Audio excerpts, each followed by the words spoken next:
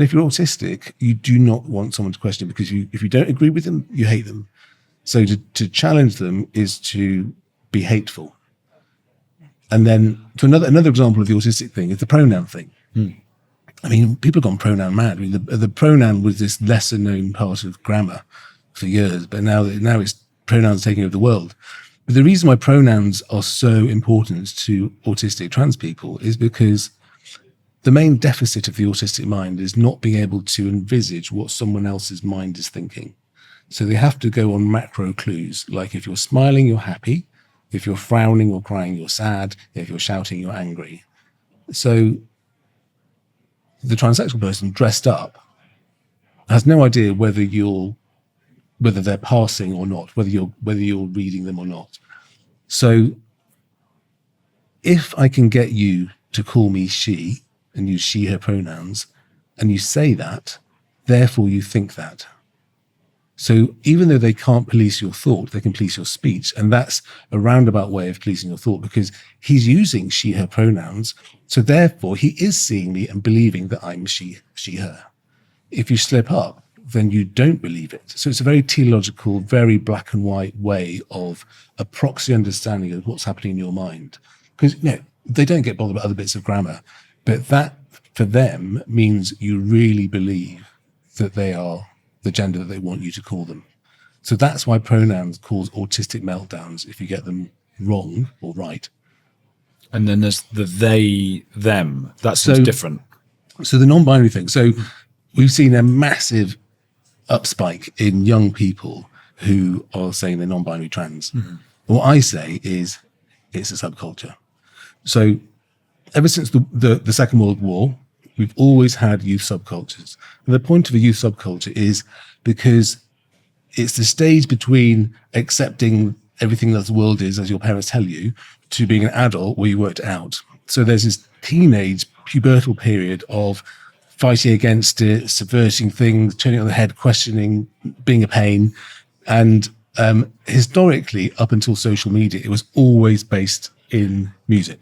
So, bands formed the epicenter of your understanding of the world. Mm-hmm. Whether you're a hippie, a rocker, rockabilly, a mod, punk, or like me, a goth. Not now, but some things don't change. And the whole point of it was to subvert things. So social media came around, and the focus of your identity was no longer in your bands that you put all over your pencil case and everywhere else. It was in your social media profile, how many likes you got or whatever. So now for the post social media generation, their music's just music. They're not that excited about music as Generation X were. And it's not the subcultures are finished. They're still there, but Goth Mark V, in my book, I talk about the different stages of Goth. So I was Goth Mark 1, 2, and then Goth Mark 3 was more sort of like not just wearing black. Goth Mark 4 was emo. And then Goth Mark 5 is trans non-binary. And if you look at punks and goths and then non-binary kids, they all look the same. So you look at me when I was at school, I had, backcombed hair, more makeup than any normal female would wear. And I probably looked a bit like a transvestite, to be honest, but it was nothing about gender. It was got subversive and being a goth. And I always use this example. When Jenny turned up at school with backcombed hair and purple lipstick, we thought, oh my God, Jenny, you're so cool. What are you, a goth? Okay. Within 2 weeks, there was an epidemic of goths in this North Wales public school. And it wasn't that we'd caught it like an infection. It was a cool thing to do. It was a subculture. So when someone looking like Jenny turns up at school now, they go, oh my God, you're so cool. What are you? I'm non-binary trans. Then again, the whole school are. Again, they haven't caught it like COVID. It's just a cool thing to do. But in my day, the sensible thing to do was just humor you. So my parents were, happy that I was doing well in my A-levels. So was my school. And they turned a blind eye to the fact that I looked like some strange, Addams Family transvestite parading around. And that was the perfect right thing to do. And they thought, I'll grow out of it. And I did to some extent. But the problem now is that kids are going, oh, non-binary and trans, and their parents have seen, some documentary on Channel 4 or something, and they go, oh my God, you've got a medical condition. Oh. And then they're shuttled down this trajectory of the transgender route. And thank God for Cass doing the review. They would otherwise gone to GIDS, but now they're going to these places like Gender GP and just getting all these castration agents and hormones. And it's almost like castration is the new backcombing. Wow. But it has much more significant ramifications. Yeah. So if there was a goth identity clinic, GIDS, when I was a teenager, I'd have probably gone and had a permanent backcombed hair and black lips tattooed and whatever it is. But thank goodness there wasn't. You'd look mad. Yeah, it wouldn't be a good look. Gosh. Okay, so that's worrying. That's the social contagion aspect. Yeah. But also... You're mistaking a youth subculture for a medical disorder. Because unfortunately, it is, at least by language, linked to that disorder. Because the kids themselves are saying trans. We haven't suddenly had this massive influx of trans people. There's been cool. I mean, name me any other youth subculture. It's the coolest thing possible at the moment.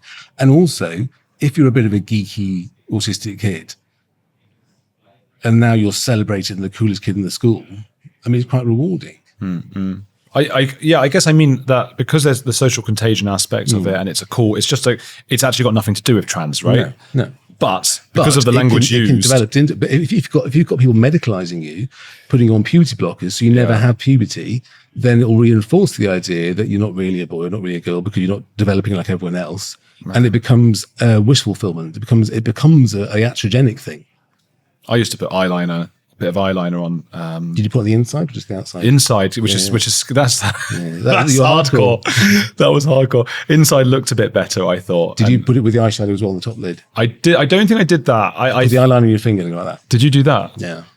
But the thing, I think when I was a bit younger, because probably the girls I grew up around got me wearing bronzer and stuff, which is not goth and cool at all. No, I was doing the opposite. My mother was saying, "Is this foundation pale enough for you?"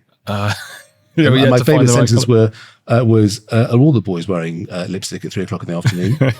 At 3 o'clock in the afternoon, lipstick, that's great. If it was after 7, it's fine. I had hair straighteners, used to straighten my hair, and I'd put the eyeliner on. And sometimes if, bronzer, and there'd be a bit of foundation, and because it starts with the concealer. You were trans then? I think I was. I didn't even remember doing this till we started talking, actually. I just remembered my teenage years. I was doing that. Repressed memory. It repressed because it was horrible. It was, because there's that stick that you can put for spots, to hide your spots. Oh, not a styptic pencil in barbers, not that. No. The concealer stick. Concealer. Yeah. Concealer. And everyone at school would notice because it was a boys' school, the other boys, and you go, oh, you've got concealer on, mate, and that person would go bright red.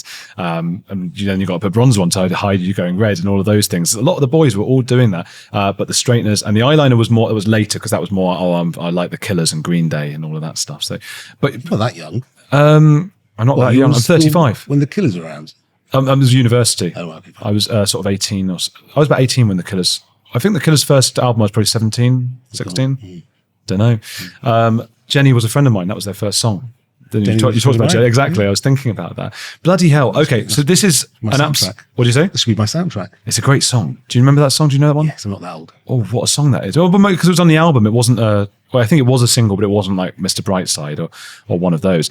A lot of people, another thing Peter Tatchell said to me, the only trans activist I can get to come on the show, so that's why I had to go back to Tatchell quite a lot. But is that... You're not tempted to have Fred Wallace? Oh God! I think he's wandering outside at the moment. He is. I think we're at the Battle of Ideas, and Fred Wallace is a sort of infamous trans activist and a trans person, probably a transvestite, who has been sort of taking the microphone from people and getting into trouble and has had to leave.